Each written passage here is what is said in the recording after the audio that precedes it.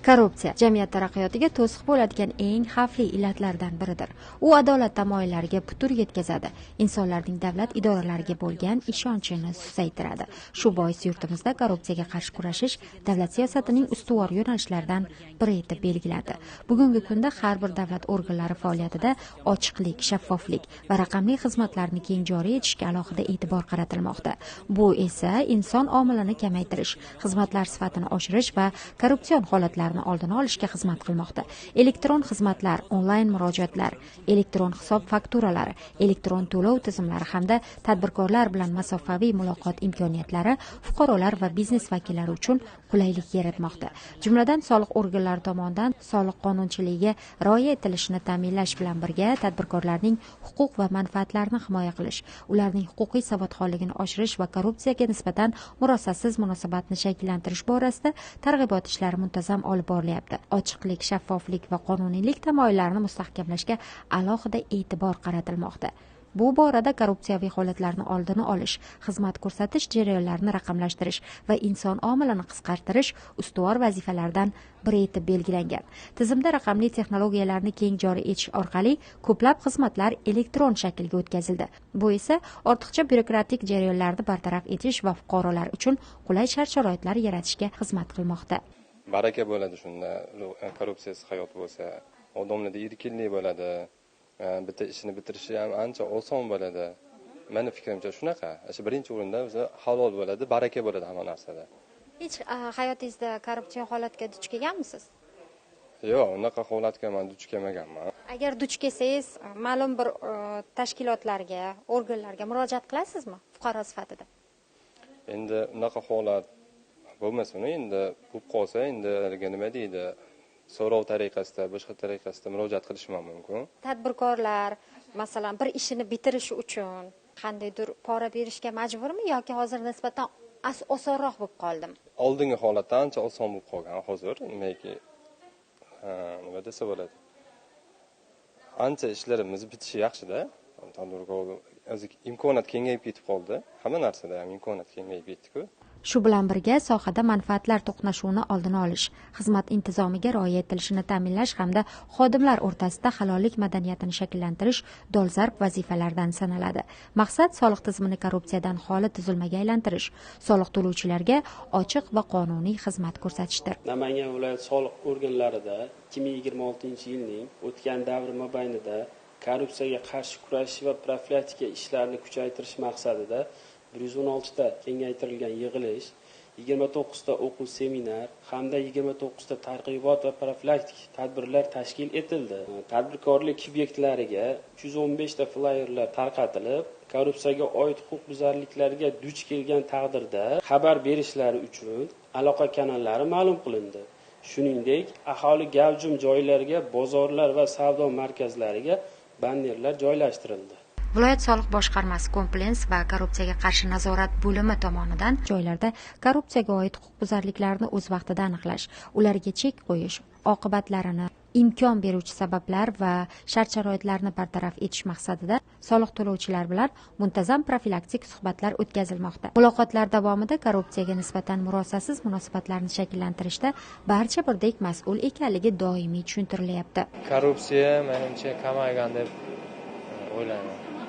Sababi davlat tomonidan islohotlar olib borilyapti, kurashlar olib borilyapti. Menimcha oldinga qaraganda ancha kamaygan deb o'ylayman. Biz shaxsan o'zimiz ham qarshimiz pora berishga, pora olishga. Korrupsiya aralashgan jamiyatda qonunlar ishlashi pasayadi. Noqonuniy faoliyatlar ko'payib ketadi. Hozir qonunlar ustuvorligi qay darajada deb o'ylaysiz? Oshgan. Faqat halol ishlansa korrupsiya yo'qoladi. Darhaqiqat, korrupsiyaga qarshi kurashish har bir kishining burchidir. Zero mamlakat taraqqiyoti uchun befarq bo'lmaslik, qonuniylik va adolatni ta'minlashda fuqarolarning o'rni katta. Bu borada mahalla tizimida ham izchil chora-tadbirlar yo'lga qo'yilgan. Xususan, aholining murojaatlarini ochiq va shaffof tarzda ko'rib chiqish, mahalla faollari va fuqarolar o'rtasida korrupsiyaga qarshi targ'ibot targ'ibot va huquqiy tushuntirish ishlarini olib borish, mahalla faoliyati ustidan jamoatchilik nazorati kuchaytirilgan. Lekin aynan oldingi holatlarga qaraganda hozir bizda jamiyatimizda korrupsiyani ancha ortga chekinganini guvohi bo'lyapman. Bu mana yaqinda misol ishga kirgan paytimda ham Argus orqali test topshirdim. Testga albatta birinchisidayoq o'tganim yo'q. Bu mening uchun o'zim ustida ishlashimga to'g'ri keldi. Savollar bilan ko'proq ishlashimga to'g'ri keldi. Buni orqasidan ancha narsalarni yana ham bilib oldim. Ishga kirsangiz o'zingizga ishonchingiz paydo bo'ladi. Albatta korrupsiyasiz kirsangiz, korrupsiya yo'q joyda jamiyatimizda ham rivojlanish bo'ladi. Korrupsiya bor joyda rivojlanish bo'lmaydi. Korrupsiya yo'q joyda siz o'zingiz ustingizda ishlaysiz, keyinchalik ham o'zingiz ustingizda ishlashga harakat qilasizda, keyin rivojlanish bo'ladida. Bir joyga masalan qanaqadir miqdorda bir nimadir berib ishga kirsangiz, u albatta yana ishlagan joyida ham o'sha holat bo'ladida. Shuning uchun juda ko'p sohada mana ko'ryapmiz, korrupsiya ancha orqaga chekingan. Bu masala bo'yicha juda ko'p tashkilotlar ish olib borishyapti. Bu o'z natijasini beryapti albatta. Biz buni guvoh bo'lyapmiz. Biz o'zimiz ham mana mahallada ishlaymiz. Buni hammasini targ'ibotini qilyapmiz. Bu o'z samarasini beryapti. Bolalar nafaqasiga ham, moddiy yordamga ham fuqarolarimiz o'zlari onlayn tarzda ariza topshirishyapti. Inson omili aralashmagan holatda arizani topshirishyapti. U o'rganib chiqilyapti. Har bitta tashkilotlar unga bog'lab qo'yilgan. O'rganib, keyin uni natijasi bo'yicha o'zlariga SMS xabarnoma borib turyapti. Bu hammasi oshkora, korrupsiyasiz amalga oshirilyapti. Eng birinchi mana qush uyasida ko'radi, bekorga aytilmaydi. Hamma tarbiya, hamma jamiyatdagi bo'ladigan ishlar oiladan, mahalladan boshlanadi deb o'ylayman. Korrupsiya kamaygan menimcha. Hozir mana o'qishlarga, kasb hunarlarga o'qitishlar juda ham jadal olib borilyapti. Farzandlarimiz, nabiralarimizni o'qishga harakat qildirib turibmiz. Mana bitta nabiram ham IT sohasida o'qidilar. A'lo baholar bilan yakunladilar, diplom oldilar. Pora bermasdan o'qishga kirdimi? Yo'q, bir so'm pora berish yo'q, faqat o'zini kallasi, o'zini kuchi bilan kirdilar. Ishga kirishdachi? Ishga kirishda ham endi mana ish o'rinlari bo'sh, ish o'rinlari juda ham ko'p. Biz o'zimiz xotin-qizlar faol bo'lib ishlaymiz mahallada. Vakansiyalarni har oy biz olib turamiz. O'sha vakansiyalar bo'yicha hokim yordamchimiz bilan birgalikda o'shalarni fuqarolarga ko'rsatamiz. Iloji boricha u yerda o'tirmasdan, bolalari 3 yoshdan keyin o'sha ishga kirib, o'qishga kirib, o'zlarini bandliklarini ta'minlashlarida biz ham o'z hissamizni qo'shib kelmoqdamiz. Darhaqiqat, halollik, ochiqlik va qonun ustuvorligi yurt taraqqiyotining asosiy omilidir. Zero korrupsiyasiz jamiyat adolatli, ishonchli va farovon kelajak demakdir.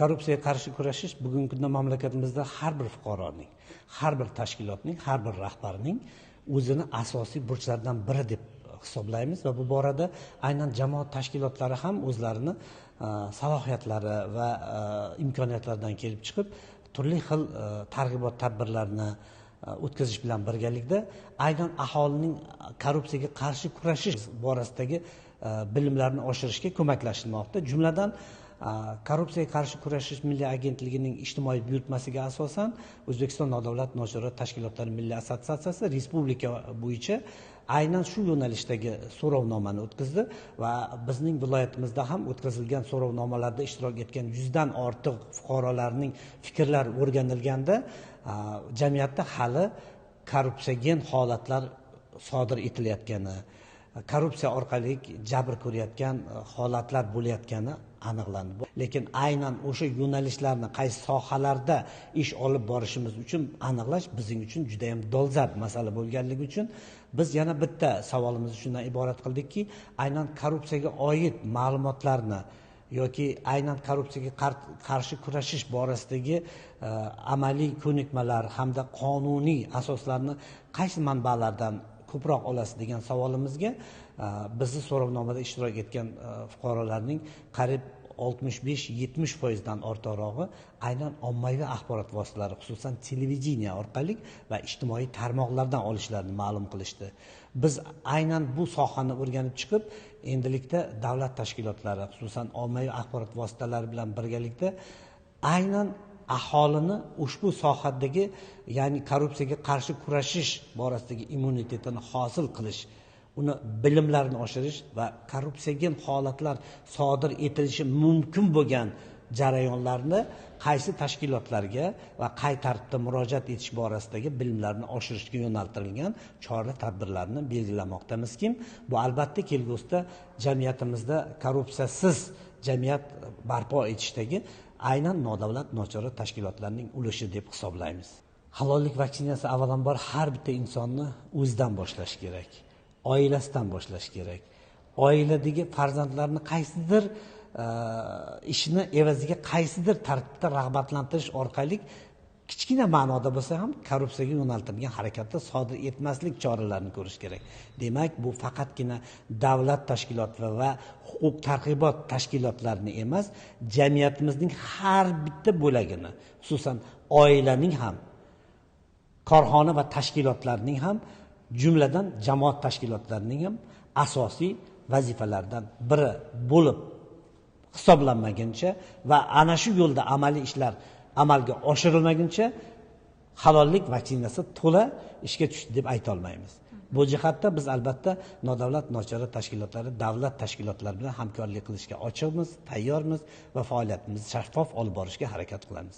Bu jabhada amalga oshirilayotgan islohotlarning samarasi esa davlat idoralari, fuqarolik jamiyati institutlari va har bir fuqaroning faol hamkorligiga bevosita bog'liq.